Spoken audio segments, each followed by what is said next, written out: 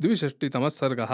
निशाकरभविष्याख्यानम् एवमुक्त्वा मुनिश्रेष्ठमरुदं दुःखितो वृषम् अथ ध्यात्वा मुहूर्तं तु भगवानिदमब्रवीत् पक्षौ च ते प्रपक्षौ च पुनरन्यौ भविष्यतः प्राणाश्च चक्षुषी चैव विक्रमश्च बलं च ते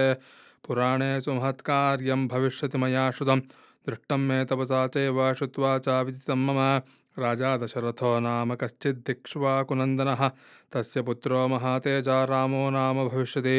अरण्यञ्च सह भ्रात्रा लक्ष्मणेन गमिष्यति अस्मिन्नर्थे नियुक्तः सन् पित्रा सत्यपराक्रमः नैऋतो रावणो नाम तस्य भार्यां हरिष्यति राक्षसेन्द्रो जनस्थानादवध्यः सूरदानवैः सा च कामैः प्रलोभ्यन्ते भक्षैर्भोज्यैश्च मैथिली न भोक्ष्यति महाभागा दुःखे मग्ना यशस्विनी परमानन्तवैदेह्या ज्ञात्वा दास्यति वासवः यदन्नममृतप्रख्यं सुराणामपि दुर्लभं तदन्नं मैथिली प्राप्य विज्ञायेन्द्रादितन्तुते अग्रमुद्धृत्य रामाय भूतले निर्वापिष्यति यदि जीवति मे भर्ता लक्ष्मणेन सह प्रभुः देवत्वगच्छतोर्वापि तयोरन्नमिदन्तुते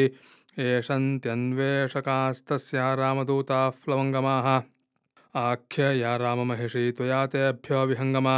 सर्वथा हि न गन्तव्यमीदृशः क्व गमिष्यसि देशकालो प्रतीक्षस्व पक्षत्वं प्रतिपत्स्यसे यदा प्रवृत्तिन्तां सर्वामाख्यास्यपि विहङ्गमा तदेव पक्षो वर्णश्च तव सर्वं भविष्यति नोत्सहेयमहं कर्तुः अद्यैव त्वां सपक्षकम् इह तस्त्वं तु लोकानां हितं कार्यं करिष्यसि त्वयापि खलु तत्कार्यं तयोश्च नृपपुत्रयोः ब्राह्मणानां सुराणां च मुनीनां वासवस्य च इच्छाम्यहमपि द्रष्टुं भ्रातरौ रामलक्ष्मणौ नेच्छे चिरं धारयितुं प्राणांस्त्यक्षे कलेवरम् महर्षिस्त्वब्रवीद्देवं दृष्टतात्वर्थदर्शनः इत्यार्षे श्रीमद् रामायणे वाल्मीकिये आदिकाव्ये चतुर्विंशतिसहस्रिकायां संहितायां किष्किन्धाकाण्डे निशाकरभविष्याख्यानं नाम द्विषष्टितमः सर्गः जानकीकान्तस्मरणं जय जय राम राम।